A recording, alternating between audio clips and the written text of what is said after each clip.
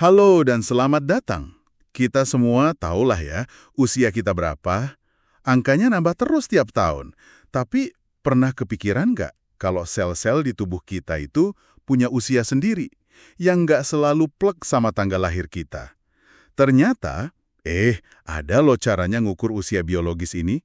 Dan katanya sih, bisa lebih akurat buat prediksi kesehatan kita ke depan daripada kalender. Contohnya nih, ada yang namanya jam epigenetik, kayak jam Horvath itu. Iya, betul sekali. Jam ini tuh bukan cuma ngitung waktu ya, tapi lebih kayak cermin perubahan molekuler yang numpuk di dalam sel kita seiring waktu berjalan. Anggap aja kayak logbook internal gitu yang nyatat kondisi mesin sel kita. Oke, hari ini kita mau coba gali lebih dalam nih soal mekanisme di balik jam biologis ini. Kebetulan kan ada materi menarik nih yang Anda bawa, soal bab 5, menyetel ulang jam biologis. Fokus kita nanti ke epigenetika. Ini kayak lapisan instruksi tambahan gitu ya di atas DNA kita. Jadi bukan soal ngubah DNA-nya, tapi lebih ke gimana instruksi di DNA itu dibaca sama sel. Benar, sumber yang Anda punya ini langsung bawa kita ke inti persoalan penuaan secara biologis. Kita bakal lihat gimana program genetik kita, ya ibaratnya software kehidupan lah ya, itu bisa berubah seiring waktu. Dan yang paling bikin penasaran, ada kemungkinan nggak sih software ini bisa diprogram ulang, disetel lagi gitu? Baik, jadi misi kita kali ini mau coba paham bener gimana sel itu menua di level molekulernya. Jadi nggak cuma mikir soal DNA rusak aja, kita fokus ke epigenetika. Terus lihat upaya-upaya sains buat, ya itu tadi, muter balik jamnya.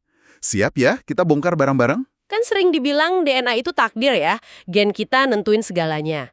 Tapi kalau gitu gimana jelasinnya kalau sel kulit sama sel hati kita, DNA-nya kan sama persis tuh, tapi kok bisa beda banget fungsi sama bentuknya?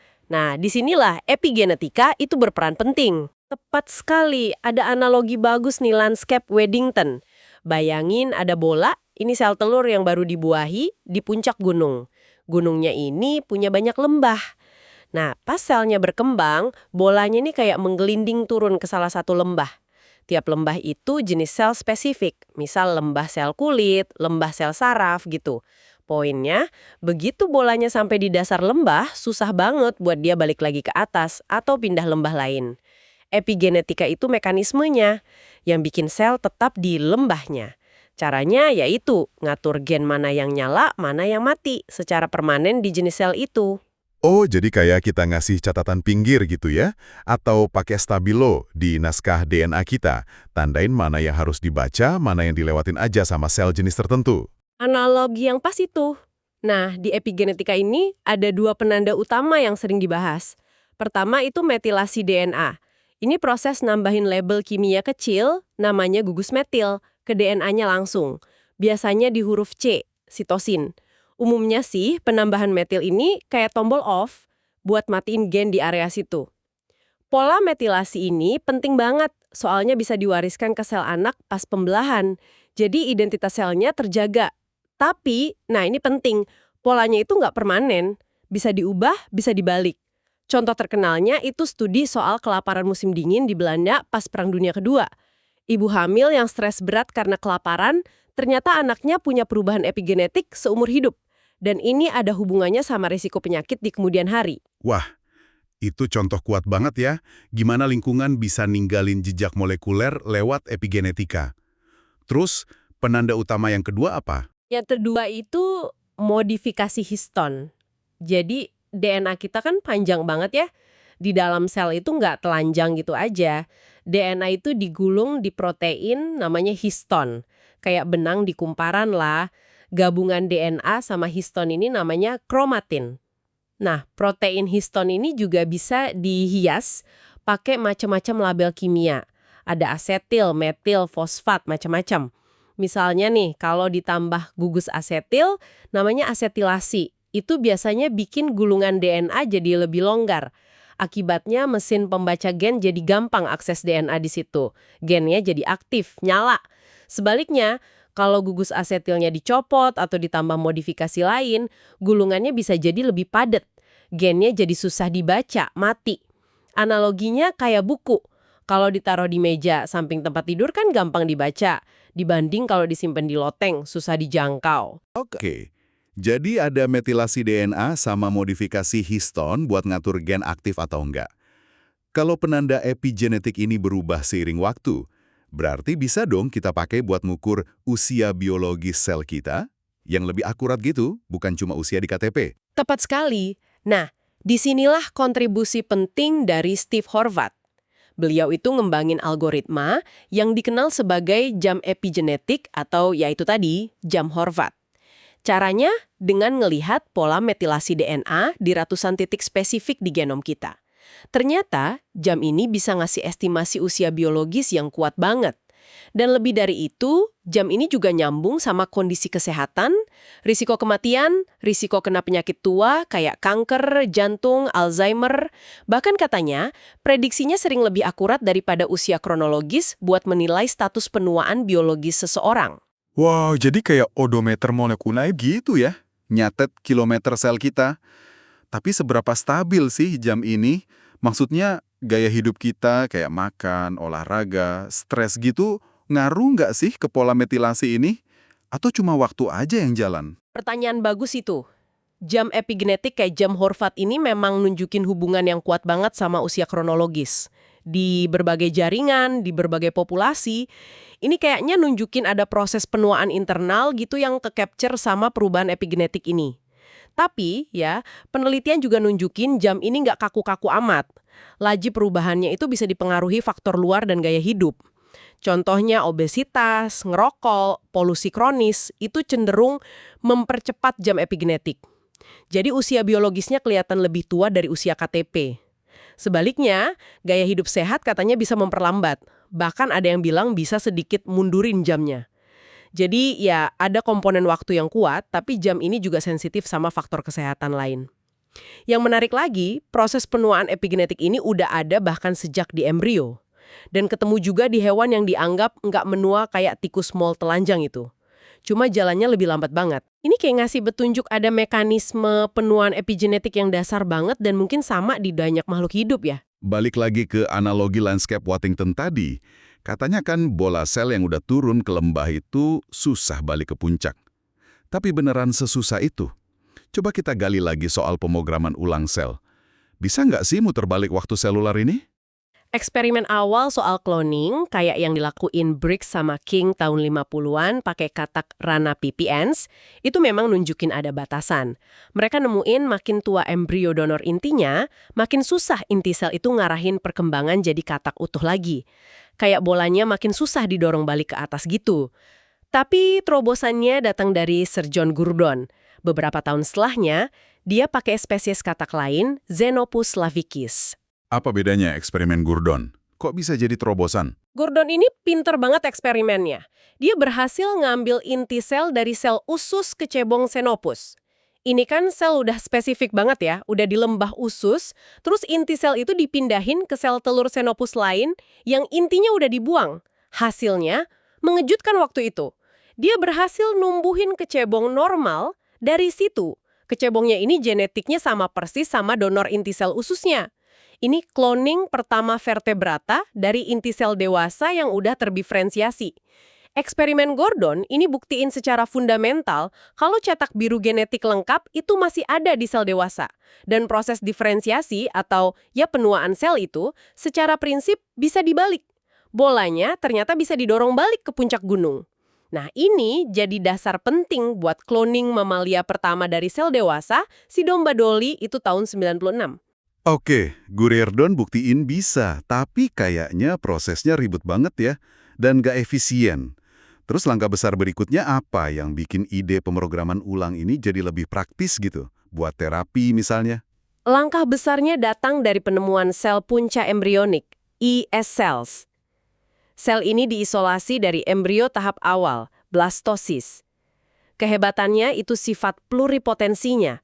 Dia bisa jadi hampir semua jenis sel di tubuh dewasa. Potensinya gede banget buat terapi regeneratif, gantiin sel rusak. Tapi ya itu, sumbernya dari embrio manusia, jadi masalah etika yang rumit. Banyak perdebatan dan aturan ketat. Masalah etika ini kayaknya jadi batu sandungan besar ya. Gimana ilmuwan ngakalinnya?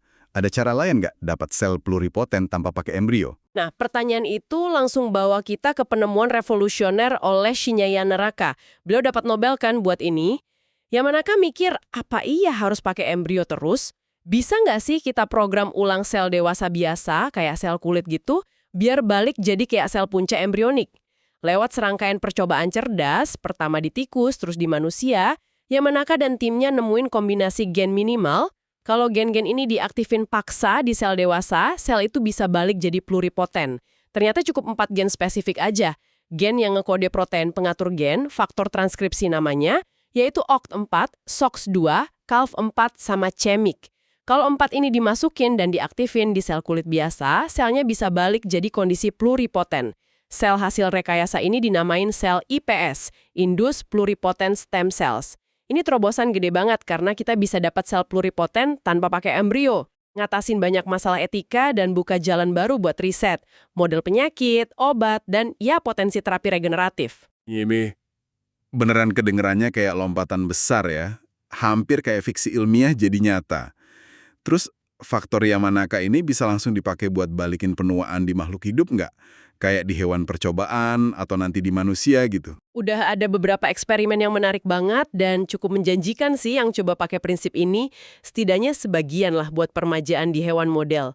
Biasanya mereka pakai faktor Yamanaka, kadang nggak semua 4 dipakai. Misalnya, CHEMIC sering diilangin karena bisa memicu kanker. Buat coba muter mundur jam biologis hewan. Salah satu studi penting dari lab Juan Carlos Izpisua Belmonte. Mereka coba pemrograman ulang parsial secara siklik, jadi dikasih dosis rendah berkala gitu, ke tikus yang direkayasa biar cepet tua.